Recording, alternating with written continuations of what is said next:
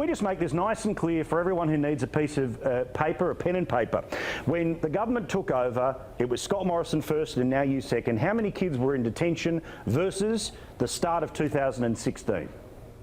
There were 1,342 children. It had got to a peak of just under 2,000, and at the moment we're down to 79, which includes 72 kids who are scheduled to go back to Nauru. So we're talking about 7 children in detention, and I've said for a long time that I've been working hard to get that number down to 0, and I intend to do that as quickly as possible, bearing in mind that some of the parents of some of these kids have adverse ASIO assessments, and I won't be releasing that parent out into the community. So we're trying to make arrangements for the mother and children to go out. In some cases they don't want to do that. So it's hard, but the worst thing that we could do is allow the boats to restart, which would just fill those vacancies. And it's taken a lot of hard work to get down to this number, but we haven't stopped that effort yet, and we're still working really hard to get it down closer to 0. So take me through the process there. If, let's be honest, Dad has got an adverse report against him by ASIO, he's got some form in a home country, you're not 100% sure if he is a legitimate asylum seeker, what do you do here? If they say, is a mum, obviously mum gets the chance to move into the community, but what happens if there is no mum? What do you do?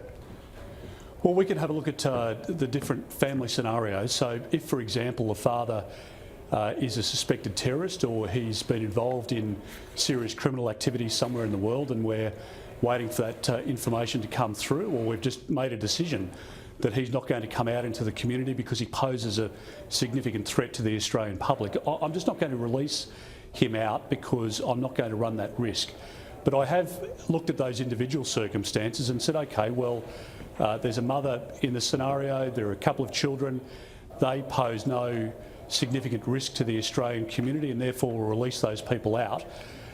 We make a decision based on the individual circumstances. Sadly, I think in some of these cases there's pressure from the father for the children, or for the wife and children, not to be released, because if they are, he thinks that that is going to relieve the pressure on us to release him out into the community. So I've got to make a tough decision in some of these cases about issuing an instruction for the family to be removed, even if it's against the will of the father, and that's the decision that I'll make if it's appropriate, because I do want to get those kids out of detention. Yeah, so let's make this very clear again. When people inevitably in this election year, including the Greens, Sarah Hanson-Young, all the usual wind-up toys, talk about children in detention, we are talking about 7. 7, well that's it. And the Greens and the Labor Party came up with this crazy plan just before Christmas, where they wanted to have a mandated arrangement so that new boat arrivals would have a situation where within only a few weeks, automatically those kids would be released out into the community, even if the identity of the parents hadn't been established. And I just don't see how that makes any sense at all, and we're not going to fall for that trick.